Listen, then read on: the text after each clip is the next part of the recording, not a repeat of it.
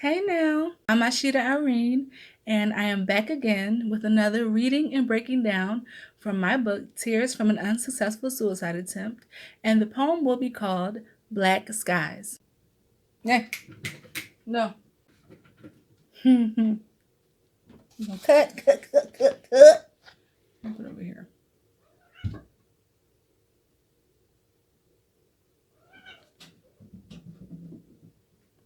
I'm going to give it a little product placement. And you can get Tears from an Unsuccessful Suicide Attempt on Amazon.com. Just type in Ashita Irene or type in the title. Let's get to reading and breaking down Black Skies. July 16th, 2010, age 20, poem. It's like looking up into darkness, realizing there's no end. Waking up to no future, wondering if I'll ever win. I can't even see what's in front of me. How can I accept the past? I want to look up, but I'm stuck here. The black skies begin to crash. Black skies, dark nights. No sun here. There's no high. Am I going to be what I dreamed to see? If I cop a plea, is there hope for me? I don't want to look up. There's nothing there. The clouds are gone. The sun disappeared. And that is Black Skies by me, Ashita Irene, from Tears from an Unsuccessful Suicide Attempt. I'm trying to breeze through this. Well, not breeze through, but make sure there's not a lot of edits because that's a little annoying. Present self-commentary. This poem started off as a song. I couldn't finish the second verse of the song, so I decided to turn it into a poem. I was forcing myself to write about how I was feeling, but I couldn't get out of my head and my feelings. I was back home and back to my old ways. I went back to being depressed and out of control emotionally. I didn't know where to go or what to do. The sun didn't shine as bright before, and all I could see were black skies. I remember this day because it was a month after I graduated from Job Corps. I was not even supposed to graduate. I was supposed to head over to a whole different state and further my culinary education. But I was rejected, and I feel like it was a little bit of discriminatory things happening because of my mental illness. I went through a couple episodes and I started speaking to a counselor, and I guess they, was deciding that I was just a little too, what's the word that I could use? I guess I was just probably at risk, and they didn't want to, chance me coming down there and me having maybe another episode.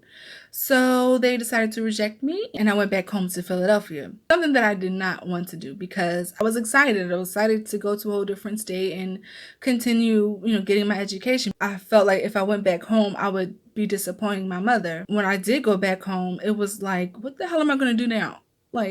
I'm in this whole different environment for a year and some change, and now I'm back into the same pattern. And I was like, I just don't want to fall back into my depression. And it took me by surprise one day. I think it was raining a lot. It was very gloomy for like a week straight. And I was just like, I'm tired of being this way. I want sun. Where's the sun? I feel like, when I'm looking forward to being energetic and being lively and sociable, I kind of dictated towards the weather. And when you are trying to fight being depressed, you would tend to want to see the sun. So when you don't see it and it's raining all the time, you're stuck in the house and you just feel like it's another layer on top of you that you have to push through so that you don't become suicidal. Now that I think about it, it's like when it does become, cloudy and gloomy and stuff, it's just like, okay, I need to distract myself. And I'm always distracting myself because I just really don't want to be sad. You know what I'm saying? And because sad equals thinking too much and just wallowing in depression, and I don't want to do that anymore. I bought new crystals, so I'm trying to find different ways to keep the good flow of energy. And reading this poem kind of just takes me back to how hard I was fighting to not be back into that depression regime and not to just succumb to the madness that was going on in my head, because I felt like, you know what, I have to make it. I have to make it, because if I don't, I'll be another statistic, or I'll just be disappointing so many people. I think that was another reason that was a lot of pressure on me, because I just didn't want to. I mean, I feel like, you know, the parents of my peers that were around me, they felt like I was this golden child and I was this great role model. Y'all have no idea how much pressure that is on somebody. So I understand when celebrities be like, listen, I ain't nobody role model, but it's not up to you to determine if you're a role model or not. That is for your peers. That is for the generation above you to dictate whether you are a fit role model. That was a lot for me. I didn't go further my education, so now I'm like this loser. I'm sitting around doing the same thing I did before I left. You know, more pressure and more weight on my shoulders, and it just felt like, let me write this down, because you know I'm going to remember this, you know, years later. And I do.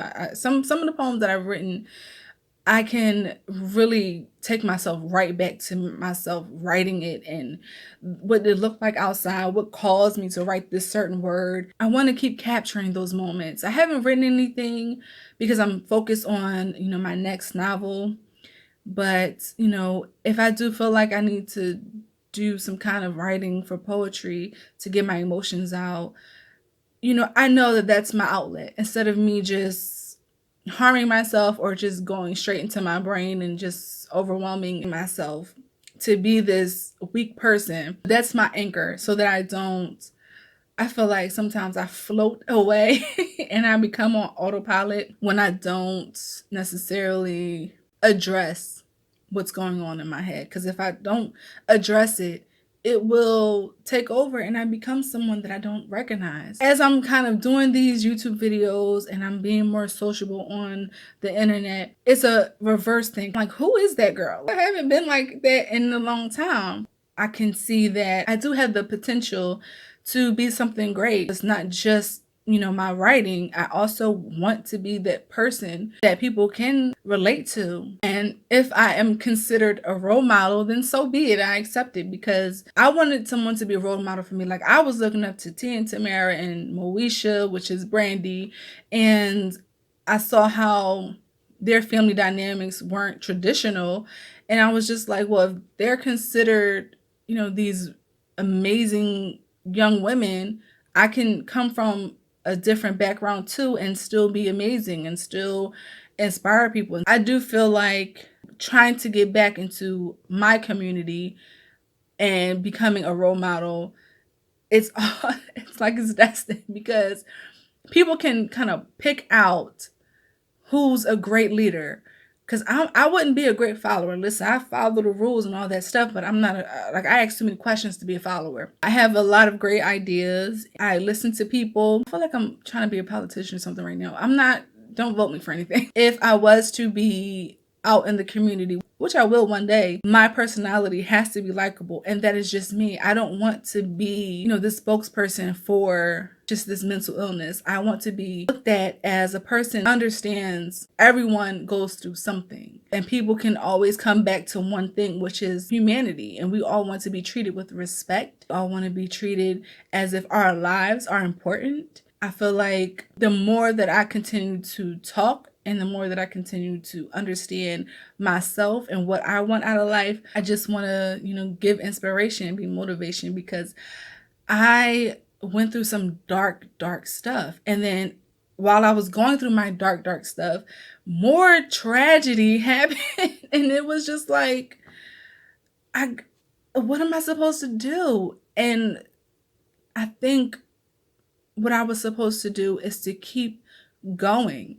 Like, I find some things about myself so just out of this world. Like, I can put my feelings on a back burner and be there for someone else, even though I'm literally going through a war in my own head. But I will stop whatever it is that I'm going through to be there for someone else. And I think the world needs that. The world needs to see people like me out there doing good for other people and not just being out there for self. Because right now, everyone is out for self. And I understand it, because you really can't rely on people. You end up trying to be this good Samaritan and it kind of backfires. But that is what comes with it. When you are holding so much power in you that you're doing for good, the evil will come, and it's going to come stronger than what you're even expected to face. But you got to face it. And that's why I'm inspired by so many people, because they keep going, and you'll never know what they're going through until they're gone. Listen, y'all gonna know what I'm going through right now. Shoot. Because too many people are holding up these masks, and they don't understand that we can't have sympathy and empathy for you if we don't know what you're going through. So let us know, so that we know how to handle you, and we know how to take care of you when something goes wrong. And right now, the world is going crazy, and people need to understand that not everybody is prayed up. Everybody is going through something, and we have to, be cognizant of that, and we need to understand that not everybody is going to be the good Samaritan. You have good and you have evil for a reason. Right now, it's unbalanced, and we need to balance it back. So the good people got to stand up. I know it's kind of scary, but trust that whatever it is that you feel is necessary to be good, go and do it. Because, the outcome cannot be worse than what's happening right now. And that is it for me. I'm Ashita Irene. Thank you for watching my reading and breakdown of Black Skies. See you later. Stop doing that. See you later.